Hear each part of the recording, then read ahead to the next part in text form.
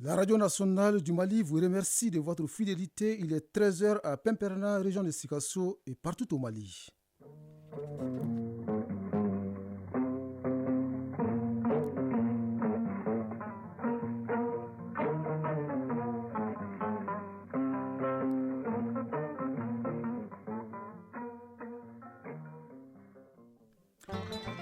Le journal avec Salimata Dao et Bourama Traoré.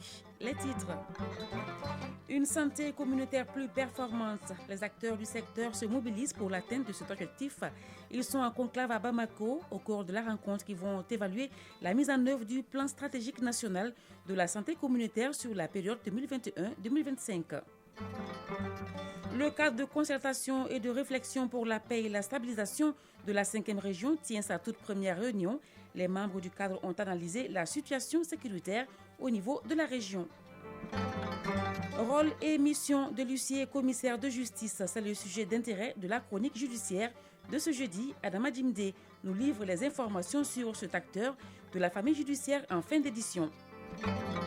À l'affiche de la page sport, les 16e de finale de la Coupe du Mali débutent ce samedi. Les rencontres de Bamako sont délocalisées dans les régions. La cause, les stades de la capitale sont en rénovation. Et puis on parlera du marathon dans la leçon de sport. La page sera présentée par Abdou Karim Kaba. Bonjour et bienvenue. Les acteurs en charge de la santé communautaire sont en conclave à Bamako. La rencontre vise à améliorer davantage la coordination et le suivi des activités de la santé communautaire au niveau de 5 régions du Mali. Au cours de la rencontre, il sera question de la présentation des résultats obtenus et du point de l'état de mise en œuvre du plan stratégique national de la santé communautaire sur la période 2021-2025. Le compte-rendu est signé Inaba. La problématique de la prise en charge des enfants malades par les agents de santé communautaire se pose avec acuité, surtout dans certaines régions du Mali. Malgré l'appui des partenaires, la mise en œuvre des activités des soins essentiels dans la communauté connaît des insuffisances. Cheikh Amadou Tidiane Traoré, directeur général de la santé et de l'hygiène publique. Nous avons eu des difficultés pour les mettre dans un système périn de prise en charge, parce qu'il y a des procédures qu'il faut respecter pour intégrer la fonction publique. Alors, qu'à cela ne tienne, les partenaires nous accompagnent l'État afin que ces agents-là qui travaillent puissent avoir quelque chose à la fin du mois. Le montant, il n'est pas très élevé, mais encore faudrait-il que ça tombe. En tout cas, je voudrais ici inviter la FENASCOM et ses structures déconcentrées de faire sienne de cette intervention. Démarré en 2011, les soins essentiels dans la communauté sont pris en charge par les agents de santé communautaire dans 5 régions du Mali, Kay, Koulikoro, Sigasso, Ségou et Mopti. Ces agents offrent des soins dans la prise en charge des cas de paludisme, le VIH, la nutrition, entre autres. Dr Youma Sal Koulibaly, conseillère technique au ministère de la Santé et du Développement social. En 2021, les agents de santé communautaire ont pris en charge 309 980 cas de paludisme, 52 114 cas de diarrhée, 100 307 cas de pneumonie, 32 012 cas de malnutrition aiguë, modérée et sévère sans complications, 18 792 cas selon le rapport de la revue annuelle SEC en 2021. Conscient que l'offre de services de santé est un droit, le directeur général de la santé demande l'accompagnement de tous pour la pérennité des soins essentiels dans la communauté. De 2011 à nos jours, 3000 agents ont été formés et déployés dans les régions ciblées. En 3e région, plus de 400 millions de francs CFA, c'est le coût de réalisation d'une adduction d'eau potable dans la commune rurale de Pemperana. L'infrastructure est offerte par le bureau de la zone UNICEF de Sikasso. L'ouvrage d'une capacité de 8000 litres par heure est destiné au CIESCOM de la localité. Compte rendu, Moussokoro Sérimi. Il aura fallu des années d'attente à la commune rurale de Pemperna pour bénéficier de son tout premier système d'adduction d'eau potable. Un forage réalisé par l'UNICEF à travers la direction régionale de l'hydraulique dans le cadre de la mise en œuvre de son plan de travail roulant 2022-2023 dans la région de Bougouni, Sikasso et Koutiala. Un programme qui a permis la réalisation de plusieurs ouvrages WASH dans 3 centres de santé, 9 écoles et 33 communes. Professeur Abdoulaye Touré, chef du bureau de zone UNICEF de Sikasso. Les activités ont porté essentiellement sur la réalisation de 10 points d'eau alimentés par système solaire, 21 points d'eau équipés de pompes à motricité humaine, 21 cabines de latrines, 4 dispositifs de lave-mains, la distribution de 2500 kits wash au profit d'enfants malnutris. Le présent ouvrage comporte un château d'une capacité de stockage de 10 000 litres, une station de pompage et 2 bornes fontaines alimentées par 6 panneaux solaires de 1500 watts. L'infrastructure réalisée au profit du CESCOM va également desservir les 13 000 habitants de la localité et ses villages riverains. Boubacar Diamoutine, maire de la commune rurale de Pimperna. Ce ne sont que des sentiments de joie. Cette adduction d'eau est très significative. Il y avait un problème d'eau, surtout au niveau du CESCOM. Mais avec cette adduction d'eau, l'équation est résolue. Contrôleur général de police Tchancho Diara, conseiller au gouvernorat de Sikasso.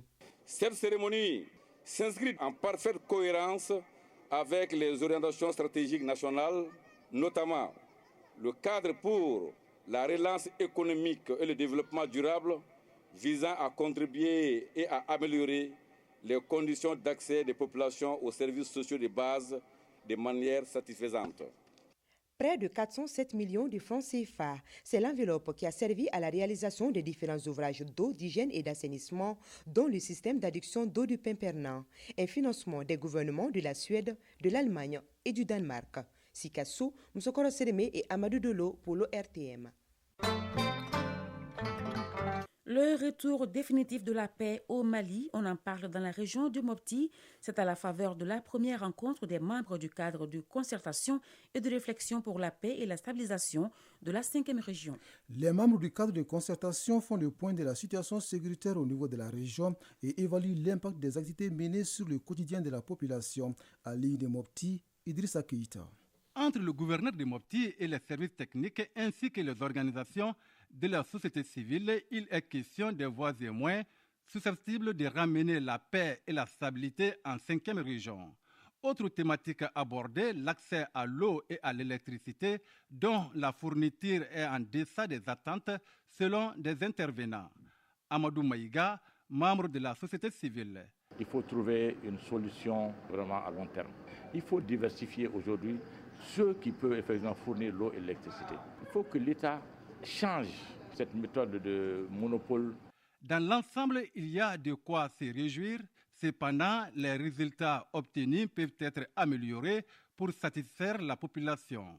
Colonel-major Abbas Dambélé, gouverneur de la région de Mopti. Il est ressorti que pour ce qui est de la fourniture d'eau, la SOMAGEP a affirmé l'acquisition de nouveaux générateurs, mais elle n'a pas la capacité d'assurer le continuum de 24 heures de fourniture d'eau. Leur structure est conçue pour marcher avec l'EDM. Et l'EDM a réellement un déficit dans sa centrale. Ici à Mopti, il faut le souligner, il y a un modèle de marketing social qui est cohérent avec ce cadre que nous venons d'animer.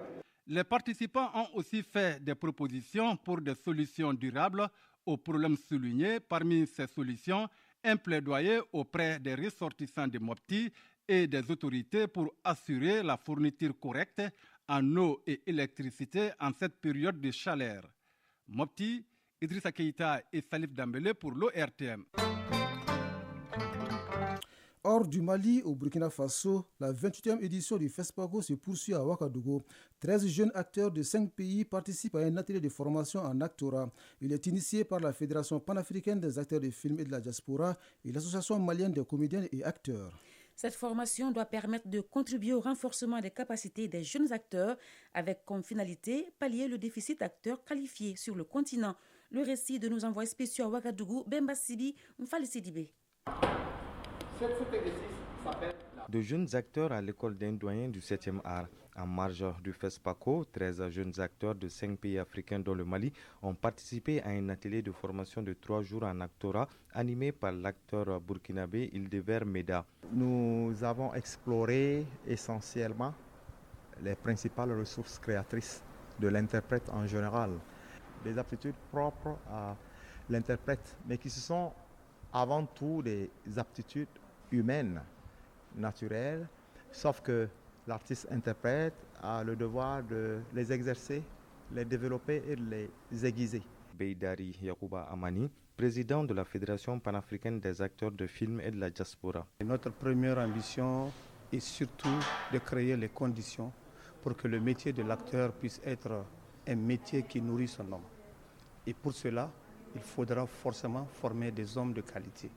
Pendant 3 jours, ces jeunes ont appris les principes du jeu d'acteur, surtout l'écoute, car jouer, c'est répondre à quelque chose et pour bien répondre, il faut être à l'écoute et attentif. Ineissa Touré, participante du Mali. Autour de ces 3 jours, on a eu à élaborer certains points qui sont capitaux chez un acteur. Sogolo Johannis, participante du Bénin. Nous avons parlé des principales ressources créatrices de l'interprète. Nous avons fait des exercices de dissociation, parler de l'écoute, qui est très important pour un acteur. Assabou Sylvain, participant du Burkina Faso. Je ne savais pas que écouter son interlocuteur, et aussi il faut savoir que écouter aussi c'est donner, recevoir et le donner. Surtout encore, notre formateur nous a appris que l'humilité aussi fait grandir une personne. Cet atelier est le premier d'une série de 3 prévus par les organisateurs et ces apprenants doivent tourner ensemble dans un film éducatif pour mettre en pratique les connaissances acquises. Déjà, ils ont reçu des attestations au terme de cette session de formation. Ouagadougou, Bemba Sibi, Fali Sidibé pour l'ORTM. On reste hors du Mali pour vous signaler que 49 Guinéens ont été rapatriés hier de Tunis via un vol spécial mis en place par les autorités guinéennes. Ils ont été accueillis par le président de la transition, le colonel Mamadi Doumbouya. Un retour faisant suite à des vagues d'agressions contre des migrants subsahariens sur le sol tunisien après les déclarations racistes du président tunisien Kais Saïed il y a une semaine.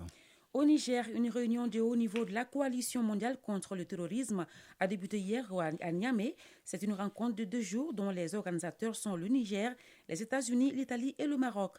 Un groupe de travail qui devra faire des propositions pour vaincre les groupes terroristes qui sèment la mort et la désolation parmi les populations des zones affectées dans le Sahel. L'ancien gouverneur de Lagos, Bola Ahmed Tinubu, a été déclaré hier vainqueur de la présidentielle. Mais la victoire du candidat du parti au pouvoir est contestée par l'opposition. Elle dispose de 21 jours suivant la proclamation des résultats pour saisir les tribunaux. À 71 ans, Bola Ahmed Tinubu succède au président Muhammadu Buhari. Le secrétaire général de l'ONU, Antonio Guterres, est depuis hier en Irak pour une visite. Il a été accueilli à Bagdad par le ministre irakien des Affaires étrangères, Fouad Mohamed Hussein.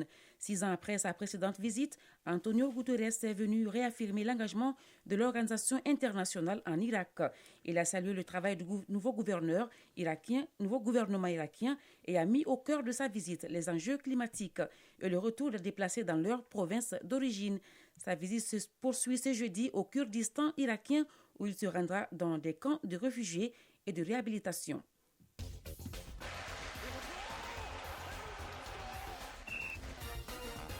Il est 13h passé de 13 minutes. Nous allons à présent parler sport, football. Les 16e de finale de la Coupe du Mali débutent le samedi prochain. Les capitales régionales vont abriter les rencontres de Bamako. La principale raison est relative aux travaux de rénovation des stades Modibo Keïta et Mamadou Konaté. Autre point de l'actualité sportive, c'est la leçon du sport. Celle de ce jeudi porte sur le marathon et ses conditions techniques de pratique. La synthèse de l'actualité sportive porte la signature d'Abdul Karim Kaba. Coupe du Mali de football, les 16e de finale démarrent ce samedi et les rencontres de Bamako se joueront à l'intérieur. Et c'est là à la suite des sollicitations de certaines régions pour accueillir les matchs de Bamako et aussi en raison de l'indisponibilité de 2 stades du district de Bamako, à savoir le stade Modibo Keïta et le stade Mamadou Konaté, suite aux travaux de rénovation de ces stades. Les différentes rencontres se disputeront à l'intérieur du pays, notamment le déplacement du stade malien de Bamako à Kita et affrontera Simbo Assi. Le Djoliba Assi sera à Kaya et jouera contre Académie Kaya. Quant à l'Aistral de Bamako, elle en découdra à Koulikoro avec Bouroumassa. Outre ces matchs samedi, il y aura entre autres US Bougouni, USC Kita, Étoile du Mandé 11 Créateurs de Nyarela, FC Tamba Isfas, Djigia AC et Binga FC. Sur le continent, la CAN des moins de 20 ans domine les débats. Place cet après-midi au coup d'envoi des quarts de finale. Ainsi, le Sénégal jouera contre le Bénin. L'Ouganda sera opposé au Nigeria. Et demain vendredi, ces quarts de finale prendront fin avec les oppositions Gambie, Soudan du Sud et Congo, Tunisie. Rappelons que la phase finale de la CAN de moins de 20 ans a démarré le 19 février dernier en Égypte et prendra fin le 11 mars prochain. Basketball à présent, mettre les acteurs au même titre d'information, c'est l'objectif d'une rencontre ce jeudi. C'est là pour partager les nouvelles modifications des textes avant l'ouverture du championnat national prévu pour demain vendredi. Et pour terminer cette page des sports, la leçon du sport. Et aujourd'hui, elle nous parle du marathon et ses conditions techniques de pratique. C'est avec Isaac Tchenou. Le marathon est une épreuve sportive individuelle de course à pied qui se dispute généralement sur route et sur une distance de 42 km 195 mètres. Le marathon fait donc partie des catégories de courses hors stade. Cette distance de 42 km 195 mètres du marathon a une histoire. Adama Kone, officiel technique international. La distance 42 km 195 a été fixée lors des Jeux olympiques de 1908 à Londres. C'est la distance qui sépare le Palais Royal, le Birmingham Palace et le stade Wembley. Lors des Jeux olympiques de 1908 à Londres, le départ du marathon a été donné devant le Palais Royal, le Birmingham Palace, et l'arrivée s'est déroulée dans le mythique stade Wembley de Londres. Si le marathon est l'une des courses sur route, plusieurs autres épreuves sur route existent, nous explique Adam Kone. Les courses sur route sont les 5 km sur route, les 10 km sur route, les 15 km sur route, le semi-marathon qui fait 21 km 098, le marathon qui fait 42 km 195 et la course à l'heure. Ce sont donc des compétitions d'athlétisme qui se déroulent sur un terrain particulier. Les courses sur route sont des épreuves d'athlétisme qui se courent sur la route, sur un sol dur, du bitume sur le goudron comme on le dit, ou sur le pavé, différent du cross qui se court sur un sol souple comme du gazon ou des sols boisés. Le marathon et les autres courses sur route font partie des épreuves de fond en athlétisme. Chronique judiciaire. La chronique judiciaire. Bourama Traoré, nous en parlons maintenant. Oui. La chronique judiciaire de ce jeudi s'intéresse aux missions de l'huissier commissaire de justice. C'est un acteur de la famille judiciaire qui a presque le monopole de l'accomplissement de certaines formalités indispensables au bon fonctionnement d'un procès. Aujourd'hui, l'ensemble du territoire national est couvert par les services d'un huissier commissaire de justice et la répartition est faite en fonction de la cour d'appel qui est au nombre de 3. Et on en sait plus avec Adama Jimde. L'huissier commissaire de justice est un acteur du droit, donc de la famille judiciaire. Il a pratiquement le monopole de l'accomplissement de certaines formalités indispensables au bon déroulement d'un procès. Il est aussi chargé des significations judiciaires, c'est-à-dire qu'il lui revient de porter à la connaissance des justiciables les convocations devant les tribunaux. Cela afin de leur permettre d'assurer leur défense. L'huissier commissaire de justice porte les décisions rendues afin d'en permettre l'exécution. À ce titre, il est chargé, seul ou avec le concours de la force publique, de procéder à l'exécution forcée des décisions de justice. Le champ d'application de l'huissier correspond à la répartition de la carte judiciaire de notre pays. Maître Boubacar Namakoro Diallo, président de l'Ordre des huissiers commissaires de justice du Mali. L'ensemble du territoire national est couvert par le service des huissiers commissaires de justice. La répartition est faite en fonction de la cour d'appel. Vous savez, aujourd'hui, il y a 3 cours d'appel au Mali. La cour d'appel de Bamako, la cour d'appel de Kaï et la cour d'appel de Mopti. Et territorialement, vraiment, on peut dire qu'il y a une satisfaction totale à ce niveau-là. Les juges de Mopti, de Gao, de Tombouctou, de Kidal sont répartis au niveau de la cour d'appel de Mopti. La cour d'appel de Kaï couvre la région de Kaï. Et la cour d'appel de Bamako concerne Bamako, Ségou, Kouloukoro, Sikasso. Donc on peut dire que le maillage territorial à ce niveau-là est parfait. L'exercice de la profession d'huissier commissaire de justice se fait souvent dans la confusion, car certains agents immobiliers se font appeler maîtres au détriment des professionnels. Maître Boubacar Namakoro Diallo, président de l'Ordre des huissiers commissaires de justice du Mali. Souvent on a même tendance à comprendre qu'ils émettent même des sommations avec des frais autres. Alors que la loi ne leur permet pas cela. Ils ne sont pas des huissiers de justice, ils ne sont pas des agents assermentés, habilités à faire ce travail. Ces huissiers de justice, pour entrer dans cette fonction, il y a un concours qui est organisé par l'État et l'ordre. Le concours est sanctionné par un diplôme et après il y a une formation théorique d'1 année, une formation pratique d'1 année, donc c'est 2 ans de formation avant l'installation en son propre compte. Donc c'est différent. Il y a une nouvelle structure qui est créée, l'administrateur des biens. Donc c'est eux qui s'occupent un peu des agents immobiliers. Ils ne sont pas des huissiers, ils sont différents des huissiers. Mais bon, et certains nous disent qu'ils procèdent à des recouvrements, mais ce n'est pas légal, ce n'est pas normal. Ils peuvent recouvrir le loyer, mais pas un recouvrement forcé.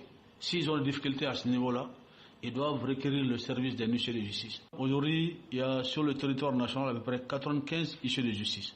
Nous envisageons même prochainement un recrutement. Par ailleurs, l'huissier peut procéder à la demande des citoyens à des missions de conciliation dans le cadre notamment d'opérations de recouvrement de créances ou de constatation matérielle. On s'arrête là pour cette édition qui vous a été présentée par Salimata Dao et Bourama Traoré. La mise en onde a été assurée par Bintou Traoré, mise en ligne Sekou Traoré, réalisation dossier Baba Diara, le tout sous la coordination d'Ousmane Dao. Restez connectés sur Radio Mali. Kanikeita s'installe dans un instant pour la lecture des avis et communiqués. Merci et bonne écoute radiophonique.